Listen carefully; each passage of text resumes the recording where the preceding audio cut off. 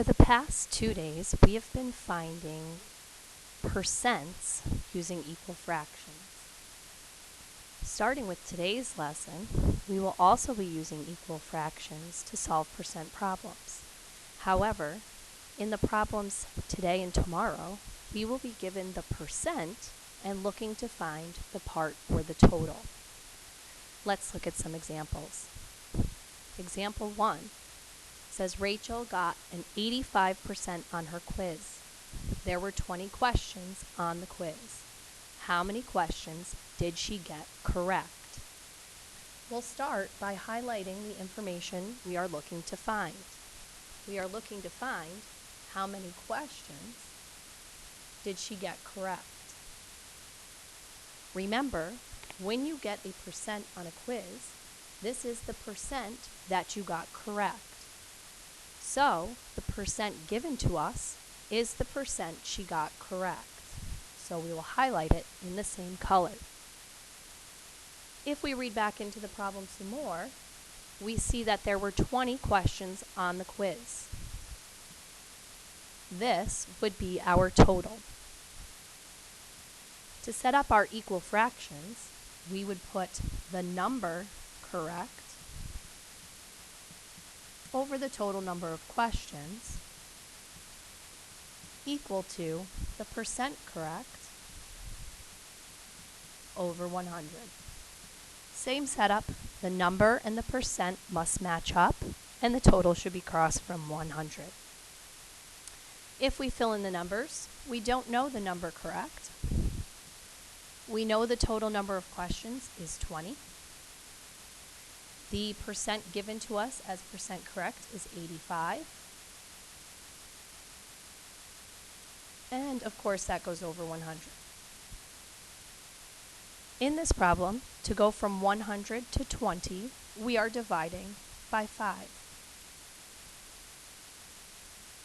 So that means to get the number correct, we would be doing 85 divided by 5. When we divide 85 by 5, we get 17, which means Rachel got 17 questions correct on the quiz.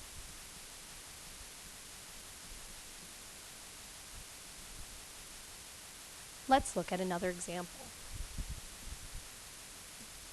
Example 2. John was shooting baskets. He made 72% of the shots he took. If he made 18 shots, how many total shots did he attempt?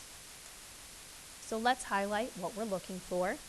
We're looking for how many total shots he made.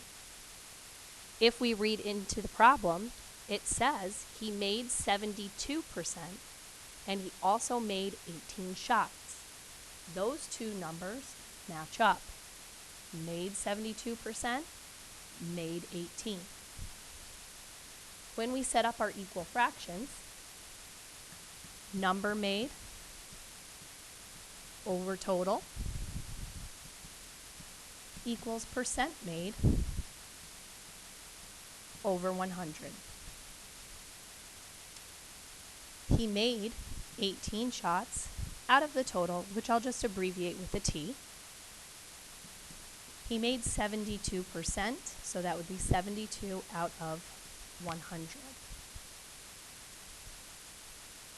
72 divided by 4 gives us 18. 100 divided by 4 then will give us our total. 100 divided by 4 is 25, so that means he attempted 25 shots. Let's look at another example. Leanne was making cupcakes for a bake sale. She made a total of 75 cupcakes. 32% of the cupcakes were chocolate. How many cupcakes were chocolate? So let's start by highlighting what we're looking for.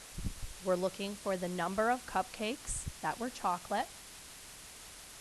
If we read back into the problem, we see we're given the percent that were chocolate, 32% were chocolate. So those two things will line up. We're also given the total number of cupcakes that she made. So in our equal fractions, number chocolate over total is equal to percent chocolate over 100. We don't know the number chocolate. The total is 75. The percent chocolate is 32 over 100. We are going to have to simplify here.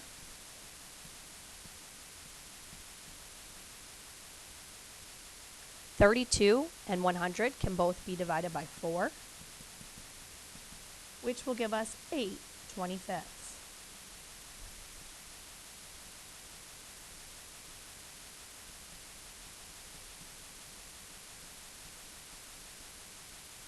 (25) times 3 gets us 75. So 8 times 3 will get us the number of chocolate cupcakes. So our answer would be 24 chocolate. Let's look at one more example. 30% of the students in the cafeteria were waiting to go to math club. 27 students were waiting to go to math club. How many students were in the cafeteria? First, let's start by highlighting what we're looking for. We are looking for how many students were in the cafeteria. This is a total number. Reading back into the problem, we see the percent is the number waiting to go to math club, and the number given to us is the number waiting to go to math club, so they match up. In our equal fractions, we've got number for math club over total equal to percent math club over 100. There were 27 waiting to go to math club out of the total, which we don't know. The percent waiting for math club is 30, so that goes over 100. Now looking at this problem, we will need to simplify. I do see that both 30 and 10 end in a 0, which means they can both be divided by 10. To divide by 10, you simply take a 0 for a 0.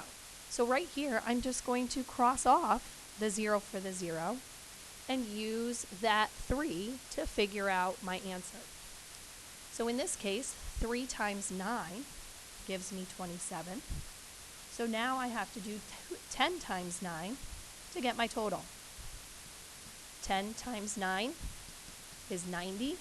So there were 90 students total in the cafeteria.